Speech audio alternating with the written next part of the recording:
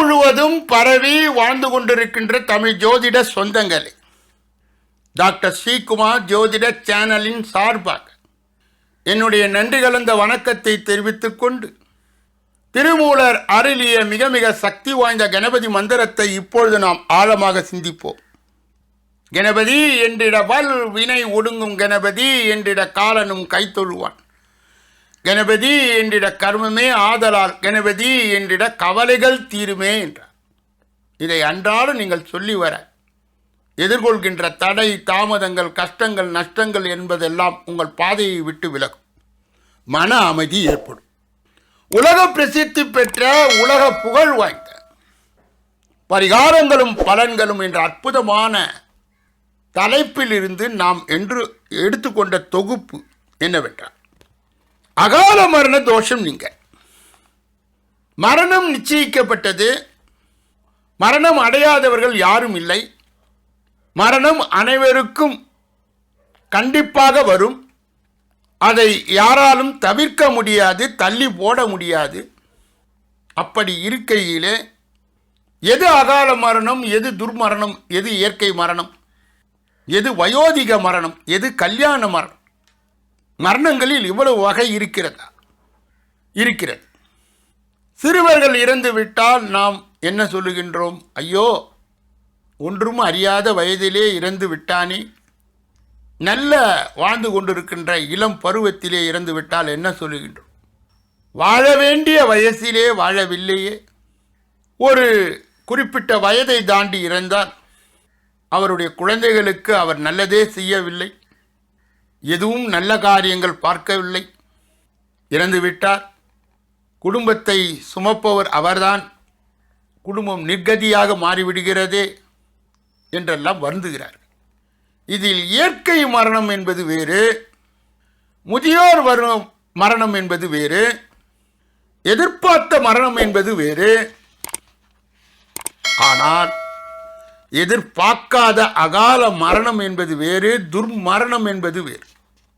இதிலே ஒரு சிலர் காலையில் எங்களிடம் பேசிக் கொண்டிருந்தார், ஆனால் 10 நிமிடத்துக்குள் காலமாகிவிட்டார் என்று சில துக்க வீடுகளில் பேசிக்கொள்வார்கள்.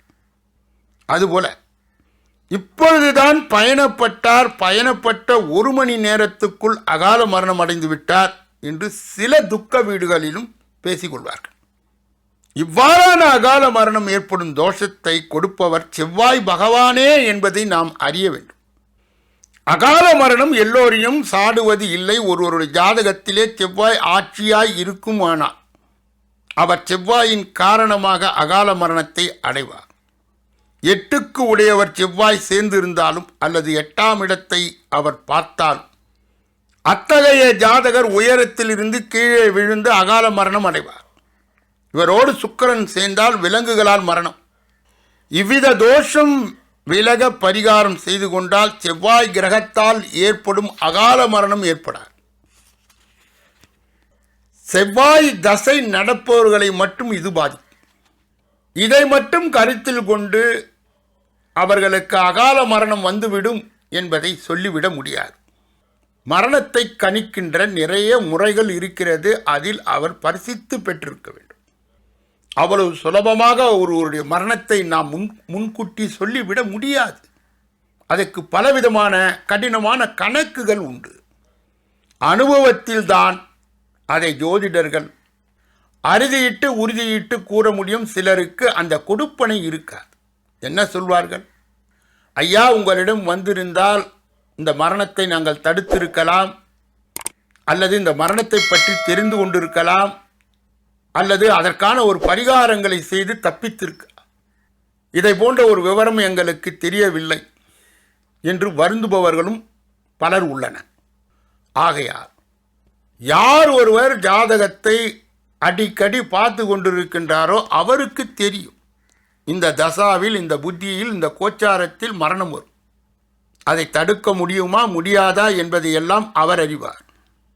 ஆனால் நான் சொன்னதை போன்ற ஒரு அமைப்பு இருந்தால் செவ்வாய் ஆட்சி உச்சம் பெற்ற ஜாதகர்கள் தவறாமல் மாதம் ஒரு முறையாவது முருகன் கோயிலுக்கு சென்று வர வேண்டும். அவ்வாறு செல்ல முடியாதவர்கள் அங்காரக அந்த மந்திரத்தை சொல்ல வேண்டும். அது முடியாதவர்கள் அங்காரக காயத்ரியை சொல்ல வேண்டும். அப்படி சொல்லி வந்தால் இந்த மரணத்தை அவர்களால் தள்ளி போட முடியும். செவ்வாய் தசை நடப்பவர்கள் அல்லது மற்ற தசைகளிலே செவ்வாய் புத்தி நடப்பவர்கள் அந்த தசை அல்லது புத்தி முடியும் வரை நவகிரகத்தில் உள்ள செவ்வாயை வணங்கி வரும் வேண்டும். செவ்வாய் என்றால் யாரு? அங்ககாரகன். அங்கம், அங்கத்தை காரகத்துவமாக கொண்ட உடலை இயக்குபவன். அவன் முருகனுக்கு அடிமை. முருகன் சொன்னதை அவன் கேட்க வேண்டும். அந்த விதமாக ஆட்சி உச்சம் பெற்ற ஜாதகர்களுக்கு ருசக யோகம் ஏற்படும், அது வேறு. இது அகால மரணத்தை ஏற்படுத்தும் என்ற கணிதம் என்பது வேறு.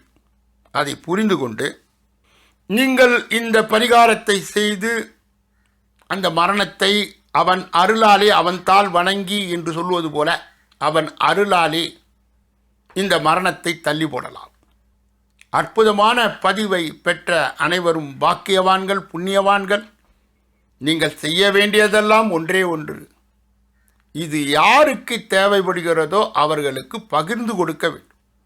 எல்லா வல்ல முருக பெருமானின் கருணையை பெற்று நீங்கள் வாழ்வாங்கு வாழ வேண்டும் என்று வாழ்த்தி இந்த பகுதியை நிறைவு செய்து அடுத்த வேறொரு நல்ல பரிகார பதிவிலே உங்களை சந்திக்க இருக்கின்றேன்.